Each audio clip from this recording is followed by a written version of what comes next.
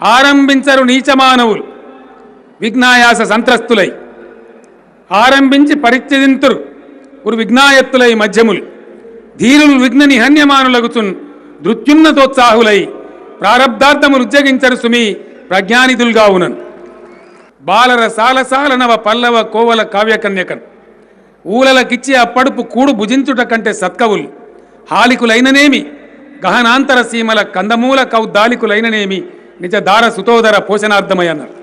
పాల సంద్రములోన పవ్వలించెడువాడు పరుల ఇండ్ల పాలు కోరనేల ఎదుటివారి సొమ్ము ఎల్లవారికి తీపి విశ్వదాభిరామ వినురవేమాన్ సిరితా వచ్చిన వచ్చును సలలితముగా నారికేల సలిలము బంగిన్ సిరితా పోయిన పోవును కరిమింగిన వెలగ పండు కరణిన్ సుమతి అన్నారు. ఎంత గొప్ప మాట అండి.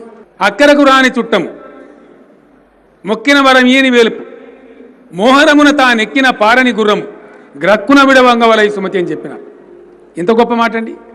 చిన్న మాటనే అక్కరకు రాని చుట్టం బంధువు ఉన్నా మనకు సమయానికి ఉపయోగపడితే వాడిని పరికిమాల బంధువు మనకెందుకు అని చెప్పిన అనగననగరాగ మత్స్యయిల్లుచునుండు తినగ తినగవేము తీయనుండు సాధనమున పనులు సమకూరు ధరలోన విశ్వదాభిరామ వినురవేమాన్ చదువది ఎంత కలిగిన రసజ్ఞత ఇంచుక చాలకున్న ఆ చదువు నిరర్థకము గుణ సంయుతులెవ్వరు మెచ్చరెచ్చటను పదునుగా మంచి కూర నల పాకము చేసిన నైన గాని అందు ఇం పొదవేడు ఉప్పు లేక రుచి పుట్టగా నేర్చున్నట్టయ్యా భాస్కర అన్నాడు. భాస్కర సుమతి శతకర్ గల్లీ చిన్నది బాగుందా. గల్లీ చిన్నది గరీబోళ్ళ కట పెద్దది జయ జయ హే తెలంగాణ జననీ జయకేతనం. అద్భుతమైనటువంటి సాహిత్యంలో మనకు అందించిన వాడు మన అందశ్రీ. సంత మా ఊరి సంత శోభన్ బాబు గారు సినీ నటులు మనకు తెలుసు. అంతకు ముందు రోజు సినిమా థియేటర్లో ఆ శోభన్ బాబు గారు హీరోగా ఉన్న సినిమా నేను చూశాను. అందులో ఒక పాట రాసినటువంటి కవి రాసిన పాట ఉంది. ఆ పాటలో ఒక చరణంలో పూతరేకుల లేత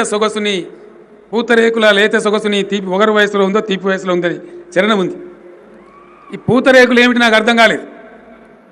ఆ రోజుల్లో సినిమా పాటల పుస్తకాలు దొరికేవి థియేటర్ల బయట. ఈ ఉచ్చారణ దోషమా లేకపోతే రాత దోషమా కనుక్కుందామని చెప్పి సినిమా పాటల పుస్తకాన్ని నేను కొనుక్కున్నాను.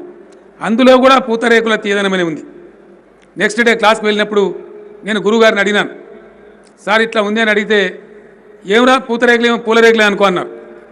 లేదు సార్ పూలరేకులు అయితే కవి పూలరేకులనే రాసేవాడు, సులభంగా రాయవచ్చును, మాత్ర ఛందస్సు అన్నీ పడతాయి, కానీ వారు ఎందుకో ఇట్లా రాసినారు, ఇది కావాలని అడిగినాను.